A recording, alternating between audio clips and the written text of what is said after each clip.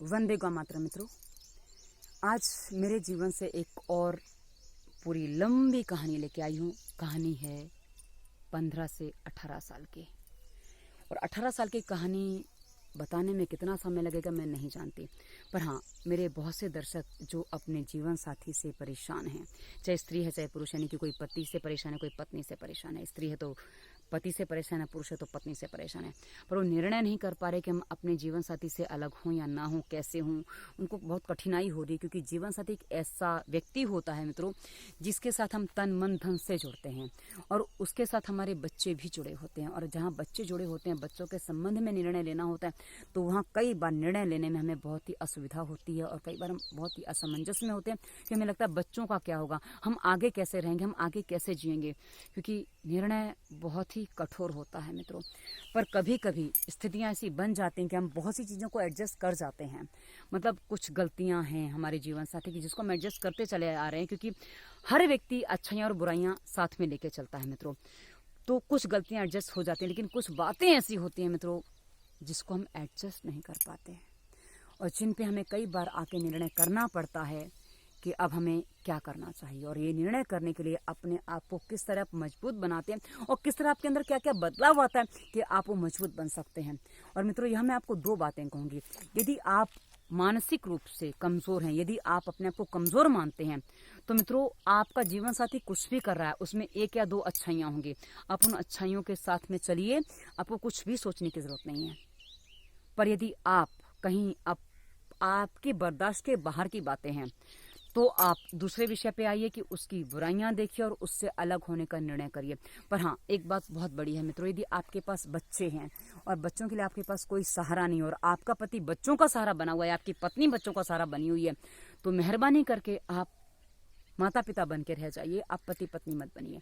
फिर आप अपने बच्चों के माता पिता बन के साथ में रहिए, और आप अलग होने का निर्णय कभी मत करिए, क्योंकि ये आपके बच्चों के हित में नहीं है, क्योंकि आपके पास दूसरा ऑप्शन नहीं है, चुनाव नहीं है। और आपके बच्चों के लिए आपके माता या पिता, जो भी आपके पति या पत्नी जरूरी है, तो आपको निर्णय करना वैसा ही करना चाहिए, क्योंकि हम माता पिता भी हैं। पर यदि आपके बच्चों के लिए भी वो आवश्यक नहीं है, तो निर्णय आप और उतना नहीं है, तो आप निर्णय करने में स्वतंत्र हो सकते हैं मित्रों, क्योंकि मैंने उसी स्वतंत्रता पर निर्णय किया है।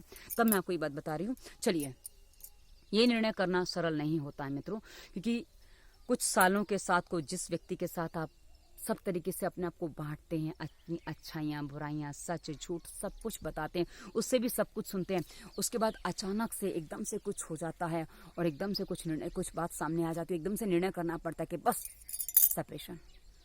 Not possible, not easy. क्यों ईजी नहीं है? क्योंकि मेरे साथ भी ये चीज़ें हुई हैं, और मैंने कैसे निर्णय लिया, मुझे निर्णय लेने में मित्रों करीब 5-6 साल लग गए। जी हाँ, 5-6 साल कम समय नहीं होता। अब मित्रों, इसका मैं पहले आपको बेस बता दूं कि बेस कहाँ से था, और मैंने यदि उस बेस में ही निर्णय ले लिया होता तो शायद आज मेरा बच्चा भी दुनिया में नहीं होता। और हाँ, मैंने अपने जीवन से कुछ चीज़ें सीखी हैं, और मैं आपको एक अलग वीडियो दूंगी ताकि आप उस बात को वैसे समझ सकें। मित्रों, एक बात आपको मैं बता दूं, जो मेरा बेस था इस गलती का, मेरे ससुर ने अपने मांसाहारी और शराबी बेटे के लिए एक लहसुन प्याज ना खाने वाली लड़की चुनी। ये मेरे ससुर की, जो आज पता नहीं किस दुनिया में, क्योंकि इस दुनिया में नहीं है, वो मर चुके हैं, और मैं उनको स्वर्गीय नहीं कह सकती, क्योंकि जो सिखा के गए थे मरते मरते अपने बेटे को, वो स्वर्ग में जाने वाली बात तो नहीं थी, क्योंकि किसके साथ आप अन्याय करके किसी का भला करने जा रहे हैं, तो स्वर्ग के में जाने वाली बात तो नहीं है, इसलिए मैं उनको स्वर्गीय तो नहीं कह सकती। भले इस दुनिया में नहीं, मेरे विवाह से पहले वो जा चुके थे। तो मित्रों, बात क्या, उन्होंने अपने बेटे को क्या सिखाया। जब वो मेरे मायके आए थे, मेरे भाई से मिले थे, मेरे भाई ने एक बात उनको बता दी, और वो बात उनको इतनी अच्छी लगी कि जिस पर उन्होंने निर्णय कर लिया कि बहू ये होनी चाहिए, क्योंकि ये मेरे पति ने मुझे बताया था, तो मुझे पता चला। मेरे भाई ने बताया कि हमारी गुड़िया लहसुन प्याज नहीं खाती है, और वो लहसुन प्याज नहीं खाती मतलब उनके लिए बहुत बड़ी बात थी शायद, जो भी है। उन्होंने अपने बेटे को ये बात बताई, और मरते मरते बेटे को बता के कि बेटा सच मत बताना, वरना शादी नहीं होगी। और उस पिता को अपने बेटे को मरते मरते जो कहना चाहिए, वो ये कहना चाहिए कि बेटा, लड़की लहसुन प्याज भी नहीं खाती है, यदि तू इसको एडजस्ट कर सकता, तू इसके साथ रह सकता तो आगे बढ़ना, इसके लिए अपनी आदतों को सुधार सकता तो आगे बढ़ना, वरना इसके साथ आगे मत बढ़ना, क्योंकि ये नहीं हो पाएगा। पर नहीं, उनको ऐसा लगा कि ऐसी लड़की आ जाएगी तो मेरे बेटे का नॉनवेज छुड़वा देगी, क्योंकि उनको नॉनवेज उन्होंने खाना शुरू किया था। उसके बाद जो उनके जीवन में परेशानियां आई, उनको लगा कि बेटा छोड़ दे तो अच्छी बात है, पर बेटे ने कहने से नहीं छोड़ा तो बेटा शायद इस तरह से छोड़ दे। तो उसके लिए उन्होंने मेरे को एक बलि का बकरा बना दिया और ये हो गया। और मेरे भाई ने अपने हिसाब से जानकारी जुटाई, जो मतलब पूछते हैं भाई, सब चीजें पूछी जाती हैं, पर क्या क्या पूछा जाता, सामने वाले व्यक्ति को भी सोचना चाहिए कि भाई लहसुन प्याज ना खाने वाली लड़की के लिए कैसा लड़का होना चाहिए, पर नहीं सोचा गया। अब विवाह हो गया, विवाह के बाद कुछ समय बीता, बातें चलती रही, सो होता रहा। अब ये मैंने आपको बैकग्राउंड इसलिए बताया क्योंकि बीच में कुछ चीजें हो गई थी, जिसमें एक निर्णय हो गया कि उन्होंने मेरे को बोला कि अब मैं नॉनवेज नहीं खाऊंगा वगैरह वगैरह, वो सब हो गया। अब करते करते 12 साल बीत गए। 12 साल में मेरा 9 साल का बेटा हुआ, और उसके साथ हमारे झगड़े, रोज का उनका लेट आना, मतलब प्लांट से तो निकलते थे 7 बजे और घर में आते थे रात को 11 साढ़े 11 बजे, क्योंकि जब हम भिवंडी शिफ्ट हुए तो पता चला वो 7 बजे प्लांट से निकलते थे, भिवंडी में 7:30 बजे घर आ जाते थे। पर विरार तक उनको आने में मतलब 2 घंटे का रास्ता था, उस घर तक आने में उनको करीब 5 साढ़े 5 घंटे लग जाते थे, और कभी भी तो 7.5 घंटे भी लग जाते थे, मतलब रात को 1-2 बजे भी आते थे। ये भी स्थितियां बनती थी। तो ये सारी चीजें होती थी, और ये सारी चीजें मेरे साथ करीब 9 साल हुई हैं। वैसे तो 12 साल हुई, क्योंकि 12 साल में पहले 3 साल जब बच्चा नहीं हुआ था उससे पहले थोड़ा कम था, पर उसके बाद तो हफ्ते में 3 से 4 दिन ये चीजें होती थी। जी हाँ, 3 से 4 दिन ये चीजें होती थी, और मेरी आधी रात मेरी जागते जागते ही बीतती थी, क्योंकि मैं सो नहीं पाती थी। जब तक वो आते नहीं थे मुझे नींद नहीं आती थी, और क्योंकि मैंने उनको पूरा समर्पण और विश्वास सब कुछ मैंने जोड़ा था। मैंने कभी अशित से कुछ भी नहीं छुपाया था, और सब बताया, और साथ ही कुछ बात ही ऐसी नहीं थी। और मित्रों, ये समय जब बीता और रोज के हमारे झगड़े बढ़ते गए, कभी कम नहीं हुए, पर हाँ, कुछ ऐसी बात नहीं थी जिसमें मैं अलग होने के बारे में सोचूं। बस एक बार कुछ ऐसी बात हुई थी, पर उसको इसमें शामिल नहीं करूँ, क्योंकि वो पहले का निर्णय है, तो वो अलग विषय है, और उसको मैं कभी अलग आपको बताऊंगी। पर हाँ, अब जो है 12 साल बाद जो होता है मित्रों, एक दिन वो अचानक से आते हैं, क्योंकि मैं जिस माहौल में थी मुझे शराब क्या वो नहीं पता था, कुछ भी नहीं पता था। और ससुराल में आई तो मुझे उन्होंने कभी चीज़ें दिखाई नहीं, क्योंकि आपको बता दूं, हम साथ में 15 साल रहे। 15 साल में 15 साल में 12 साल का मेरा बेटा हुआ। पहले 9 साल की जो मैं बात करी, 12 साल में जो बात खुली थी वही बात, पर हम 15 साल जो साथ में रहे उसमें हम बेटे को लेके एक बार हम साथ में खाली निकले थे मुंबई घूमने, बाकी हम कभी बेटे को लेके मुंबई घूमने नहीं निकले। हाँ, मेरे साथ मेरा बेटा 3-4 बार गया, क्योंकि मैं भी ज़्यादा अकेले नहीं निकल पाई, पर हाँ 3-4 बार फिर भी मैं उसको लेके गई। उससे ज़्यादा भी गई हूँ, मुझे ध्यान नहीं है इतना, पर हाँ वो भी कहता था माँ नहीं जाना, क्योंकि मुझे भी कभी उदास निराश रहती थी, तो उसको भी वो चीज़ें नहीं लगती थी वैसी करने को, क्योंकि अकेले मैं कहाँ लेके निकलूँ। तो पापा के साथ रहता तो जाना पॉसिबल नहीं था, उसके बाद पॉसिबल हो तो हम उसके बाद गए हैं। तो हुआ क्या कि हम इस तरह से रहते थे, और विवाह के 12 साल हुए। तो एक दिन क्या हुआ कि वो रात को आए घर पे, और मैंने उनको पानी का ग्लास दिया, उनके हाथ से ग्लास छूट गया। मैं कहा ग्लास पकड़ क्यों नहीं पा रहे हो? तो हाँ, मतलब ऐसे एकदम जैसे कुछ बेहोश से हैं, ऐसा हालत मेरे को उनके लगे। मैंने क्या हुआ तुमको? मैं कहा सुबह अच्छे भले जाते, मैं कहा ऐसा काम क्यों करते हो जो थक जाते? मैं कहा काम छोड़ दो तुम, ऐसा तुम्हें बहुत थकान हो जाती है। अब मुझे नहीं पता था कि क्या है, क्योंकि मित्रों आपको बता दूं, हफ्ते में 3 से 4 दिन रोज उनके मुंह से कोल्ड ड्रिंक की स्मेल आती थी। मुझे कोल्ड ड्रिंक बताया था उन्होंने, क्योंकि मुझे शराब की स्मेल पता नहीं थी, तो मुझे उन्होंने कोल्ड ड्रिंक बताया, तो मैं कोल्ड ड्रिंक की स्मेल ही समझती थी उसको। तो मेरे को बोलते मैं कोल्ड ड्रिंक पी के आया हूँ प्रभा। मैं कहा ऐसी क्यों पीते हो, इतनी बदबू आती है तुम्हारे मुंह से, और मतलब एकदम घृणित वातावरण मुझे लगता था उस समय, और मैं बात भी नहीं कर पाती थी ठीक से उनसे। तो ये समय ऐसे गया मेरा। उसके बाद उस दिन वो स्मेल तो वो भी उस दिन भी आ रही थी, तो उस समय उनका फोन बजा, उन्होंने फोन काटा, दोबारा बजा, दोबारा काटा, तीसरी बार बजा, तीसरी बार काटा। अब उसके बाद वो कपड़े बदलने लगे तो उन्होंने फोन रख दिया, और फिर बजा तो मैंने फोन उठाया तो उन्होंने मेरे हाथ से फोन छीना, और जिस तरह से उन्होंने छीना वो मुझे अच्छा नहीं लगा। मैंने किसका फोन है, इतनी तरफ से कर रहे तो उठा लो ना। बोले उठाने जैसा फोन नहीं है। मैं कहा क्या बात है, किसका फोन है? तो मेरी आवाज में थोड़ी कड़की आई, क्योंकि जो स्थिति उनकी थी, ठीक से खड़े नहीं हो पा रहे थे, चल नहीं पा रहे, तो मुझे समझ में नहीं आ रहा। मैं कहा ऐसा क्या किया है जो तुम ऐसे होते हो? तो मेरे को बोलते हैं कि बार डांसर का फोन है। मैंने कहा बार डांसर से कहाँ मिले? तो बोले बार में। मैं कहा तुम बार में क्या करने जाते हो? बोला शराब पीने। मैं कहा तुम शराब पीते हो?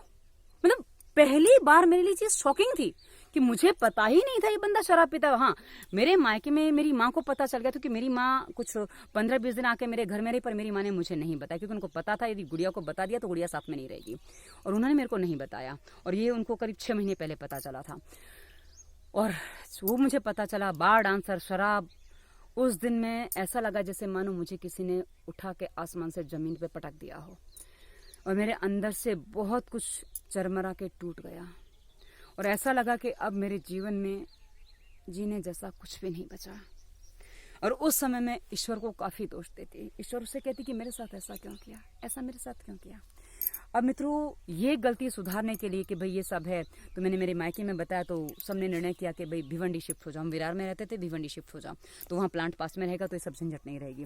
तो हम भिवंडी शिफ्ट हो गए। अब भिवंडी शिफ्ट होने से पहले मेरा बेटा बोलता है, माँ हम क्यों जा रहे हैं, वो नहीं सुधरने वाले हैं। मैंने कहा बेटा सब कह रहे हैं तो एक बार कर लेना चाहिए, और मेरी इच्छा अपनी भी थी, क्योंकि जीवन साथी से अलग होना कोई सामान्य बात नहीं होती है मित्रों। और हम लोग भिवंडी शिफ्ट हुए तो मुझे पता चला वो व्यक्ति 7:30 पौने 8 बजे के अंदर घर आ जाता था। तो मैंने कहा शिट, तुमने रोज इतना लेट किया, 11, 12, 1 बजे तुम आते थे, मतलब मैं कहा तुम कहाँ टाइम बिताते थे। कभी वो व्यक्ति कुछ नहीं बोला, क्योंकि उसके पास बोलने जैसा कुछ शब्द ही नहीं था। अब यहाँ क्या, भिवंडी में उन्होंने छुट्टियाँ घर में बिताना बंद कर दिया। मतलब छुट्टी से एक दिन पहले, यानी कि जिस दिन छुट्टी है उससे एक दिन पहले वो दोपहर में प्लांट से आते थे, कहीं बाहर जाते थे, और छुट्टी वाला दिन बिता के आते थे। और मेरे को बोलते थे प्रभा कहीं मशीन लेनी है, नया प्लांट डालना है, वहाँ मुझे मैनेजर बनाया जा रहा है, तो उसकी मशीन सेलेक्ट करना है, इसलिए मुझे जाना है। और मैंने कहा ना, मेरा शंका करने का स्वभाव नहीं है, तो मैंने उनकी वो बात मान ली। और मैं कहा वो कुछ देगा, कैसे बुलाएगा, तो मुझे बोलते वो मुझे एक दिन के 5,000 दे रहा है। मैं कहा ठीक है। तो इस तरह वो जाने लग गए। अब मुझे नहीं पता था, क्योंकि सैलरी तो मेरे पास आती थी, क्योंकि उस समय एटीएम मेरे पास रहता था। अब वो बैंक से वो पैसे निकाल नहीं सकते, तो मुझे नहीं पता था कुछ और भी काम करते हैं, क्या करते हैं। तो मुझे जब जाते थे मुझे 5,000 ला के देते थे कि प्रभा ये इस बार का मिला है। तो इस तरह से उन्होंने मेरे को पैसे देना शुरू किया, और मुझे लगा कि भाई रियल में काम के लिए ही जाते हैं। मुझे नहीं पता था क्यों जाते हैं। तो घर में समय बिताने लगे थे, क्योंकि शाम को घर पे आ गए तो समय घर पे ही है। तो सुबह भी 11 बजे जाते थे, 10:30 बजे निकलते थे, तो अच्छा खासा समय घर पे बिताते थे। तो मुझे लगा कि कोई चीज़ नहीं है। पर हाँ, जब उनकी सारी पोल खुली तो मैंने उस दिन एक निर्णय कर लिया था, क्योंकि मैं जिस तरह से टूटी थी, मैंने अपने शरीर पे कुछ भी पहनना बंद कर दिया था। मतलब कपड़े के अलावा चूड़ी, बिछिया, बिंदी, जो सुहाग की निशानी सारी कही जाती है, मैंने सब हटा दी थी। उनको बोल दिया आप मेरे लिए मर चुके हो, जिंदा कर सकते हो तो कर लो। पर वो जिंदा नहीं कर पाए। 3 साल मेरे साथ उसके बाद रहे, पर वो जिंदा नहीं कर पाए। उसके बाद ये चीज़ें, और इसमें फिर एक और धोखा चालू हो गया। और ये धोखा ऐसा चालू हुआ कि कुछ लोगों को मेरे घर में समझ में आ रहा था, पर सब लोग चुप थे, क्योंकि जितना निभ जाए उतना निभ जाए, सबकी एक मान्यता ये होती है मित्रों। और उस चक्कर में मुझे किसी ने सच नहीं बताया, और मैं कहा ना, मुझे बस जो कहा जाए मैं उस बात को मानती हूँ। मैं अपने दिमाग को बिल्कुल नहीं चलाती हूँ। और मेरे जीवन में इसी चीज़ ने मुझे दुखी किया कि मैंने कभी किसी पे शक नहीं किया। और मैं, जो व्यक्ति मुझे कहता है ना कि ऐसा है ऐसा है, मैं उसको मान लेती हूँ कि हाँ ये ऐसा ही है। और भावनाओं को मैं समझती हूँ। कई बार व्यवहार जो दिखाते हैं मैं उसको समझने की कोशिश करती हूँ, पर कुछ बातें जो हैं जो छुपा दे तो मैं, मेरे से वो छुप जाती हैं, वो मेरे सामने नहीं आ पाती हैं। और इस तरह समय बीत रहा था। 3 साल और बीत गए, 2 साल और बीत गए। 2 साल बीतने के बाद एक बार मैंने निर्णय किया कि मेरा बेटा गुरुकुल में पढ़ेगा, क्योंकि हमारे घर का जो वातावरण था वो बहुत अच्छा बिल्कुल भी नहीं था। घर में झगड़े होते ही रहते थे, बचपन से ही हो रहे थे, बच्चा देख रहा था। तो मैंने कहा इसका वातावरण बदलेगा तो शायद ये जीवन में कुछ अच्छा बन पाए, वरना हमारे साथ रहेगा तो ये बिगड़ जाए, मतलब इसका मानसिकता बिगड़ ही जाएगी। और मैंने उसको गुरुकुल भेजने का निर्णय किया, क्योंकि पैसे बहुत ज़्यादा हमारे पास थे नहीं, जो खर्चा था। तो मैंने गुरुकुल भेजने का निर्णय किया। पतंजलि का गुरुकुल है रेवाड़ी में, मैंने वहाँ भेजने का निर्णय किया। और उस निर्णय से मेरे घर वाले, मेरे मायके वाले बिल्कुल सहमत नहीं थे। और उस समय मेरे मायके वालों का पूरा सपोर्ट मेरे पति को मिल गया। उनको सपोर्ट मिल गया तो वो एकदम से ऐसे हो गए जैसे मुझे उन्होंने दबाना शुरू कर दिया। तो 2 साल जो मेरे हाथ में एटीएम वगैरह सब था उन्होंने अपने हाथ में ले लिया। ओके, मैंने दे दिया। और मैंने मेरे मायके वालों से उस समय करीब 2 साल बात नहीं की। मुझे किसी से बात ही नहीं करनी, क्योंकि मैंने निर्णय गलत नहीं किया था। पर हाँ, वो बात अलग है कि वहाँ का माहौल मेरे बच्चे को भी नहीं अच्छा लगा, और बाद में वो नहीं रह पाया, वापस आ गया और वापस आ गया। उस तक तो बहुत कुछ मैं अपने जीवन में ख़त्म कर चुकी थी। और उसके बाद अशित को हम लोग वापस 3 साल भिवंडी रह के वापस विरार शिफ्ट हो गए। और विरार के आने के बाद वो रेवाड़ी गया, 3 महीने रह के आया, पर उसको नहीं अच्छा लगा। मैं वापस उसको ले आई, उसका विरार में एडमिशन करवाया। हम साथ में तीनों जन रह रहे थे। और इस बीच क्या हुआ कि उसने घर में से, बच्चा छोटा था तब, तो उसने बच्चे का कड़ा चुराया था अशित ने। उसके बाद अंगूठी अपनी चुराई थी घर में, उसके बाद 2 अंगूठियाँ और उसकी गायब हुई। तो मैंने कहा ये जेवर कहाँ जा रहे हैं? तो मेरी माँ बोली अशित ने चुराया, कौन और कहाँ जाएंगे, कहीं अपने आप तो चले नहीं जाएंगे। तो बाद में जब उनको पूछो तो मौन हो जाते, तो पता चल जाता कि ये इसने चुराए हैं। उसके बाद मेरे पर्स में से पैसे गायब होते थे। मतलब घर में चोरियाँ करना उसके लिए आम बात थी। उसकी ज़रूरतें इतनी ज़्यादा थी कि जो पूरी नहीं हो पाती थी। उसके बाद अब समय जा रहा था, ये सब चीज़ें एडजस्ट हो रही थी, मैं कुछ चीज़ें हैंडल कर रही थी, एडजस्ट कर रही थी। अब हुआ क्या कि एक दिन इनको जब बच्चे के पर्स से पैसे चुराए तो मेरे अंदर से एक आवाज़ आती है कि हे भगवान, मतलब बच्चे के पर्स में मैंने पैसे रखे थे, बच्चे ने रखे थे, और मेरे बच्चे की आदत नहीं है, वो उसकी आदत आज भी नहीं है। तो मुझे मेरे बच्चे की आदत है, पता है कि वो कुछ चोरी वगैरह करे। तो उसके पर्स से 800 रुपये गायब हो गए। तो मेरे दिमाग में एकदम से एक बात आ गई मित्रों, मेरा सोचा वो कई बार होता है, कई बार मैंने देखा कि मेरी सोची चीज़ें होती हैं। मैंने बोला ऐसे कैसे रहा जाएगा इस आदमी के साथ में, इससे अच्छा तो कहीं चला जाए। ये मेरे मन में अचानक से आ गया बच्चे का पर्स देखते ही, और मतलब मैंने कोई भी इसमें कुछ और सोचा नहीं। और मित्रों उसके बाद वो 15 दिन अशित घर में नहीं रह पाया, उसको जाना पड़ गया। उसकी जॉब बीजापुर लग गई, बीजापुर जब जॉब लग गई तो वहाँ शिफ्ट हो गया। और उसके बाद 2-4 महीने, 1.5 महीने में एक आध बार घर पे आता, खाली दिन भर के लिए आता, और सुबह आए शाम को चला जाए। और बस बोले प्रभा रात की ट्रेन पकड़ के, मतलब रात की ट्रेन पकड़ के वहाँ से निकल रहे हैं ऐसा दिखाते थे, और यहाँ से रात की ट्रेन पकड़ के सुबह दूसरे दिन जाके कंपनी ज्वाइन करना है, ऐसा मुझे दिखाया जाता था। और ये चीज़ें मुझे बताई जाती थी। लेकिन जबकि तब मुझे पता नहीं था, रिजर्वेशन वगैरह मैंने चेक नहीं किया। एक दिन बच्चे के हाथ पे कुछ उनका रेलवे का लिस्ट आ जाता है तो पता चलता है ये 2 दिन मुंबई रुक के जाते हैं, पर घर में 1 दिन रुकते हैं, मतलब 1 दिन और कहीं रुकते हैं। तो ये क्लियर होता है। तो ये, और दिवाली पे कुछ मैटर ऐसा बनता है। ये दिवाली थी 2013 की या 14 की, कुछ ऐसी दिवाली थी, 13-14 की दिवाली थी। उस साल दिवाली 3 नवंबर की थी मित्रों, मुझे अच्छी तरह याद है, 3 नवंबर की दिवाली थी। तो दिवाली से पहले निर्णय हुआ कि भाई आप आ रहे हो, पर उन्होंने एकदम से बोला कि प्रभा मेरे सेठ ने बोला है कि जब कंपनी कोमा में हो, जब आदमी कोमा का पेशेंट हो तो उसको छोड़ के नहीं जाया जाता है। तो मेरी कंपनी कोमा में, उसको छोड़ के नहीं निकल सकता हूँ। तो बोले मैं दिवाली पे नहीं आ सकता हूँ। अब इस समय ऐसे में बताया कि जब मैं भी नहीं जा सकती क्योंकि रिजर्वेशन वगैरह मिलने नहीं, तो मैं नहीं जा सकती। पर उनका रिजर्वेशन हो चुका था, उन्होंने करवाया था। अब वो मेरे बच्चे ने बाद में देखा, बोले माँ पापा का रिजर्वेशन हो चुका है मुंबई आने का। मैं क्या बात करते हो? बोले हाँ, वो 3 तारीख को मुंबई सुबह सुबह आ रहे हैं, 3 नवंबर को सुबह सुबह मुंबई आ रहे हैं, दिवाली के दिन सुबह सुबह। तो मैंने कहा कौन सी ट्रेन में? बोले इस ट्रेन में। तो हमने उनको ट्रेन से उतरते, मैंने और मेरे बेटे ने ट्रेन से उतरते मुंबई आते देखा, दादर स्टेशन पर उतरते देखा। उनको हमने किसी लड़की के साथ जाते देखा। पर उस समय पता नहीं मेरे मन में क्या है कि मैंने उनका सामना नहीं किया। मैंने कहा जाने दो। और उसके बाद मैंने उनको घर आके, मेरे बेटे के हाथ पैर काँप रहे थे मित्रों। मेरे बेटे ने मेरी बहुत मार खाई है, पर उसने कभी हाथ पैर उसके नहीं काँपे। पर वो बोलता है ट्रेन में, मतलब उस दृश्य को देखने के 2 घंटे बाद हम ट्रेन में बैठे थे। ट्रेन में बैठ के मेरा बेटा बोलता है माँ मेरे पैर अभी भी काँप रहे हैं। मैं क्या बात है बेटा? बोलता है माँ अभी भी मेरे पैर काँप रहे हैं। वो इतना नर्वस हो गया, और उस रात उसको, उसकी नाभि सटा गई, उसको बुखार आ गया, उतना घबरा गया। और मैं, मतलब एक 11-12 साल का बच्चा था मेरा, और वो जो मेरी हिम्मत बना रहा था, मुझे हिम्मत दे रहा था, पर खुद भी परेशान हो रहा था। हम दोनों एक दूसरे की हिम्मत बनाने की कोशिश कर रहे थे। और उस समय मैंने घर आके उसको फ़ोन किया। मैं कहा अशित आप मुंबई हो, मैं जानती हूँ, यदि आप शाम तक घर नहीं आते हैं तो भूल जाना कि आपका कोई घर था। पर इस बात पे बोला मैं मुंबई में नहीं हूँ, मैंने आपको ट्रेन से उतरते देखा, उस तरह जाते देखा। मैं आप घर आते हैं तो मैं आप घर के हैं, वरना भूल जाना कोई आपका घर था। वो व्यक्ति रात को घर नहीं आया। वो व्यक्ति तीसरे दिन, भाई दूज के दिन घर पे आता है। मैंने कहा अपना सामान पैक करिए और निकल जाइए। मैं बहुत गुस्से में थी उस समय। मेरे भाई भाभी को मैंने बुला लिया था, वो आए थे। उनको, मेरी माँ को बिल्कुल अच्छा नहीं लगा मैंने जो अशित के साथ व्यवहार किया। मैंने कहा अपना सामान पैक करिए और निकल जाइए। मैं कहा आप यहाँ नहीं रहेंगे। और मेरे भाई ने इतना ही बोला कि आप घर में हैं, घर में आपका पैसा ज़्यादा लगा नहीं है, क्योंकि रजिस्ट्रेशन स्टैम्प ड्यूटी में उसका पैसा लगा है, बाकी तो मेरे मायके का पैसा था। तो बोले आप घर छोड़ दीजिए, बाकी हमें आपकी कमाई से कुछ नहीं चाहिए, हमारे बच्चे हम संभाल लेंगे। और मेरे भाई ने इतने शब्द कहे, वो बंदा बड़ा खुश हो गया होगा कि उसको लगा कि प्रभा को कुछ देना नहीं पड़ेगा, प्रभा के पैसे खर्चा नहीं करना पड़ेगा, मैं अपना पैसा उड़ा सकता हूँ। उसको उड़ाने का ज़्यादा शौक था। और वो व्यक्ति घर से कुछ सामान लेके चला जाता है। पर हाँ, मुझे इतना समझ में आया कि वो व्यक्ति रो रहा था, क्योंकि वो रोता बहुत जल्दी था। और जब वो रोता था तो उसका मुंह दूसरी तरफ होता था, और मैं इस तरफ थी। मुझे लगातार वो खिड़की की तरफ देख रहा था। कमरे मेरे आपने देखे, इधर खिड़की इधर दरवाज़ा है, तो उसका मुंह उधर ही रहा खिड़की की तरफ, और मेरा इधर था। और वो निकल गया। उसके बाद मैंने करीब 20 दिन जाने के बाद मैंने उसको बोला, मैं कहा अशित एक बार तुमसे बात करनी है। बोले तुमने मुझे घर से निकाल दिया है। मैं कहा हाँ, पर फिर भी मुझे एक बार आपसे बात करनी है कि यदि मैटर क्लियर हो सकता तो बेटर है, वरना जो तो हो चुका वो तो हो ही चुका है। बोला ठीक है मैं आता हूँ। वो घर पे मैंने उसको बुलाया और सारी बातें हुई। तो जब सारी बातें हुई तो मुझे उसने बताया कि मैं 2 बच्चों को पाल रहा हूँ। मुझे उसने जो सुझाव जो बताया, मैं 2 बच्चों को पाल रहा हूँ। मैं बोले असहाय बच्चे, उनके पिता ने उनको छोड़ दिया, मैं उन बच्चों को पाल रहा हूँ। मैंने कहा और बच्चों की माँ? तो बच्चों की माँ के बारे में बोला तो वो चुप हो गया। तो मैंने कहा ठीक है, एक काम हम और कर सकते हैं, तुम्हें बच्चे पालने हैं ना, तुम परोपकार। और मेरे को एक बात और बोली, बोले मैं प्रभा, मैं अपनी दृष्टि में अच्छा काम कर रहा हूँ, मुझे पता है लोग इसको गलत मानेंगे, पर मैं सही कर रहा हूँ, मैं जानता हूँ। मैंने कहा ठीक है, यदि आपको बच्चों के पालने की बात है, मैं कहा जो मैं मेरे एक बच्चे के लिए कर रही हूँ, मैंने ये भी नहीं पूछा बच्चे किसके हैं, क्योंकि मुझे अंदाज था कि बच्चे इसके नहीं हैं। जहाँ तक मैं सोचती हूँ वो उसके बच्चे नहीं थे, क्योंकि उसकी जो इंटरेस्ट थे कहाँ थे मुझे उतना पता नहीं था, पर कुछ समझ में आ रही थी कुछ बातें।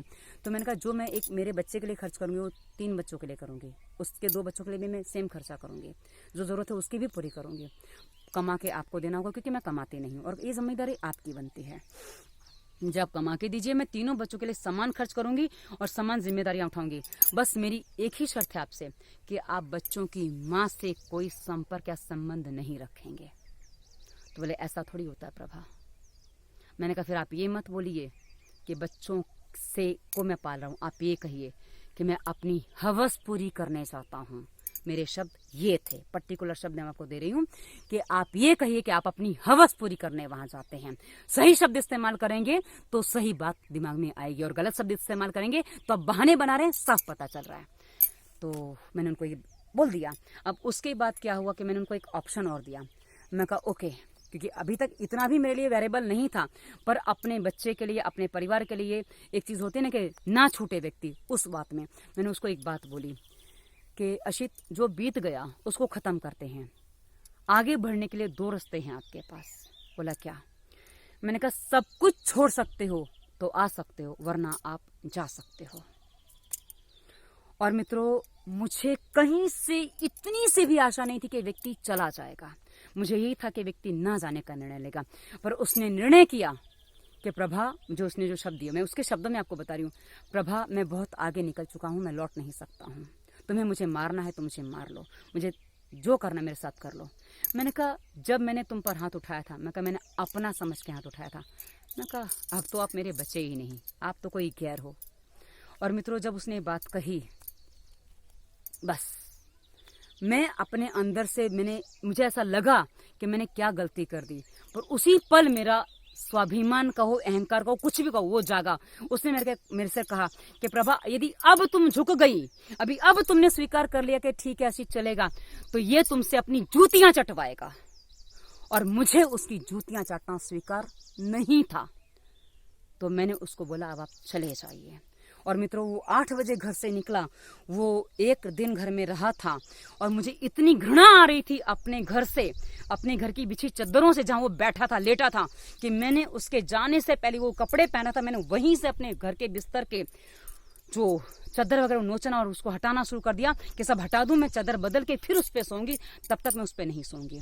और मित्रों, वो 8 बजे चला गया, और पहली बार ऐसा हुआ कि मैंने उसको खिड़की में से जाते हुए नहीं देखा, कि मुझे अब उसको देखने की इच्छा नहीं बची थी। और उसके बाद वो चला गया। पर हाँ, उस समय तो घृणा थी, पर कहते हैं ना, यहां से हम नहीं निकाल पाते जल्दी। उसके बाद मैं करीब 8 महीने मेरे जीवन कैसे बीते हैं, नवंबर, दिसंबर, जनवरी, फरवरी, मार्च, अप्रैल, मई, जून, क्योंकि जून में जाके मैं हरिद्वार गई थी। हरिद्वार जाके मेरी नींद आना मुझे शुरू हुआ था, क्योंकि वहां मैं मेहनत करती थी, मैं सो जाती थी, वहां मुझे काफी कुछ मिला था। तो ये नवंबर से लेकर जून तक का महीना मेरे ऐसे गए कि मैं रात दिन में मुश्किल से 2 से 3 घंटे, 3 घंटे तो कभी नहीं सोई होंगी, दिन रात मिला के मुश्किल से 1.5-2 घंटे सोती थी। एक बार नींद लग गई, मैं सो गई और आंख खुल गई तो मुझे दोबारा नींद नहीं आती थी, और मेरा रात दिन ऐसा बीत जाता था। और उसके बाद बस एक ही सोच चलती रहती थी, अशित को कैसे बुलाऊं, अशित को कैसे लाऊं, क्या करूं कि अशित आ जाए, बस। और कुछ नहीं दिमाग में चलता था। मेरा बच्चे के सामने कोशिश करती थी कि ना हूं, पर वो उदास चेहरा उसको दिखता था, परेशान होता था। मेरा बच्चा उस समय 8वीं में पढ़ता था, और उस समय मैंने घर बेचने की सोची, घर बिक रहा नहीं बिक रहा। बोलता माँ मुझे 9-10 एक जगह करना। मैं कहा बिल्कुल बेटा। तो मैंने उसको अहमदाबाद शिफ्ट किया, ताकि वो मेरे भाई के यहाँ शिफ्ट हो गया, ताकि वो 9-10 एक जगह कर सके। और उसके बाद मुझे थोड़ा अकेले रहने का मौका मिल गया। अब 9-10 के लिए जब शिफ्ट किया तो मार्च में शिफ्ट हो गया। अब मार्च से लेकर नवंबर से मार्च तक तो फरवरी पूरा तक तो मेरे साथ था। मार्च में कुछ उसका स्कूल खुल गया, वो शिफ्ट हो गया। उसके बाद मार्च, अप्रैल, मई, और मई में वो वापस आ गया था। मार्च अप्रैल मेरा कैसे बीता है, एकदम अकेले और ऐसी परेशान में हो जाती थी कि मुझे समझ में नहीं आता था मैं क्या करूं। और जो चीजें होती थी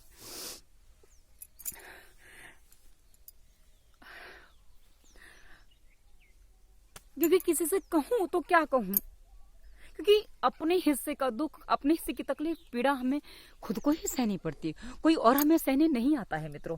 तो ये स्थितियां मेरे साथ जब बनी, उसके बाद मेरा बेटा वापस आया, घर बेचने की सोची पर घर बिका नहीं, जो सोच रहे थे घर नहीं बिका। और मेरा बेटा जब वापस जाने की स्थिति में आ गया, वो अहमदाबाद उसको वापस जाना था, स्कूल खुल रहा था, उसी समय मेरे हरिद्वार में शिविर था, मैं उस शिविर में चली गई और उस समय मैंने निर्णय किया कि मैं हरिद्वार ही रुक जाऊंगी और मैं लौट के नहीं आऊंगी। और पतंजलि योगपीठ में मुझे रुकना था और मैं चली गई। उसके बाद मैं वहाँ करीब 1.5 महीने थी उस समय, और 1.5 महीने में मैंने वहाँ काफी कुछ सीखा मित्रों। जो मैं कई बार कहती हूँ ना, तो वहाँ मैंने लाठी चलाना भी, अब नहीं आता क्योंकि ज्यादा नहीं चलाई थी मैंने, लाठी चलाना सीखा। और मतलब ऐसी ऐसी चीजें सीखी जो मुझे कभी ऐसा लगा नहीं था कि मैं ये सब चीजें करूंगी लाइफ में मेरे, और वो चीजें मैंने वहां सीखी। और मैं वहां रही, मुझे ऐसा लगा गुरुजी ने जो ज्ञान दिया उसने मेरे मन को काफी संतुष्टि दी। मतलब उसके बाद ऐसा हो गया कि मैं सोने लग गई थी, एटलीस्ट मुझे नींद आ जाती थी। और हरिद्वार में ऐसा होता था ना कि मैं थक जाती थी, मतलब दिनचर्या वहां की ऐसी थी कि सुबह से जगना और दिन भर कुछ ना कुछ करते रहना। मतलब ये बताऊं आपको, वहां मैंने 40-50 सूर्य नमस्कार एक साथ में एक दिन में किए हैं। उसके बाद दंड बैठक और ना जाने क्या क्या, सब पूरी दिनचर्या वहां की, और दिन भर बच्चों के साथ खेला और सब कुछ, पढ़ाई करना, सब कुछ शामिल था मित्रों।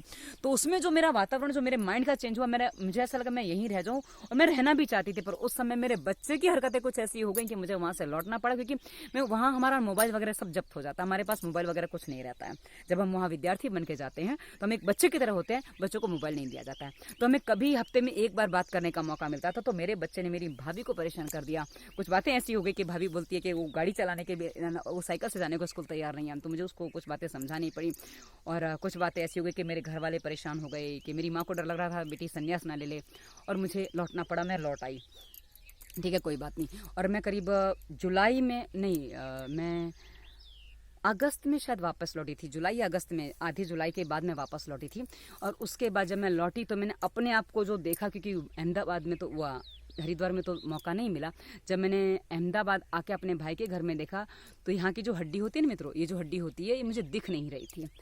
तो मतलब जो वहाँ मैंने व्यायाम किया, जो खाया पिया, वो ऐसा था कि मेरा शरीर उसमें बहुत अच्छा, मतलब मेरे अंदर से जो कहते हैं ना कि इतने टेंशन में भी मैं उस माहौल में इतनी खुश थी, इतनी प्रसन्न थी कि मेरा वजन करीब 7 किलो वहाँ बढ़ गया। मतलब 45 किलो वजन लेके गई थी और मेरा 50 के ऊपर वजन होके आया था। तो मैंने एक जो माहौल पाया वहाँ का, हरिद्वार का मित्रों, मैं माइंड ब्लोइंग में वहाँ जो रही हूँ, मैं उस समय को मैं कभी मेरे जीवन से भुला नहीं पाऊंगी। जो मेरा हरिद्वार का, मैं जो पतंजलि योगपीठ में जो मेरा जो समय बीता है, वो बहुत अच्छा मेरा समय बीता था। हाँ, मेहनत भरपूर थी, पर खाना पीना भी भरपूर था और भरपूर सब कुछ था।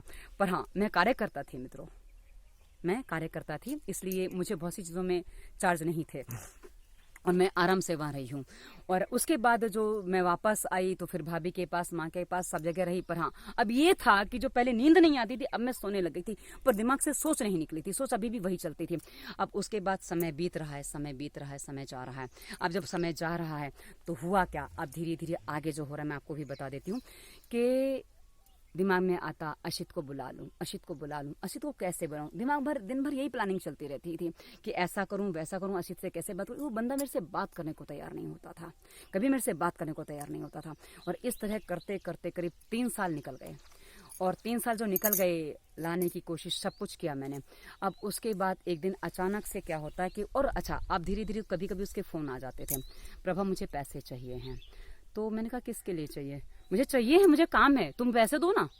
मैं पैसे क्यों दूं तुमको, तुम मुझे घर में कुछ नहीं दे रहे हो, मैं तुम्हें पैसे क्यों दूं। अब इस तरीके से धीरे धीरे हमारे आने की बात तो हो नहीं रही है, झगड़े शुरू हो गए। और जो झगड़े शुरू हुए वो ऐसे शुरू हुए मित्रों के, एक दिन उसने मेरे को धमकी दे दी कि तुम्हारे मायके वालों को, और मैंने कुछ बात ऐसी कह दी कि हाँ, मैं कहा तुम आ जाओ, बच्चे को संभालो, घर संभालो। मैं कहा मैं चली जाती हूँ, घर में आके रहो, तुम्हें यदि पैसे चाहिए तो घर आके रहो, बच्चे के साथ रहो, मेरे से प्रॉब्लम है, मैं चली जाती हूँ। तो बच्चा नहीं चाहिए, घर नहीं चाहिए, मुझे पैसे चाहिए। कि घर आएगा को पैसे नहीं आएंगे ना, बिकेगा नहीं, घर बेच नहीं सकता वो। और मित्रों, मैंने इस बीच में एक चीज और देखी कि जब मैंने कोशिश की कि बच्चा और पापा बात करें, तो ना बच्चा पापा से बात करने को तैयार, ना पापा बच्चे से बात करने को तैयार। ये स्थितियां ऐसे बनी थी। और मित्रों, इसमें एक चीज़ और हुई जो मैंने नोटिस किया कि बच्चे को बाप की पड़ी नहीं पड़ी बात अलग है, पर पिता को बच्चे की बिल्कुल नहीं पड़ी।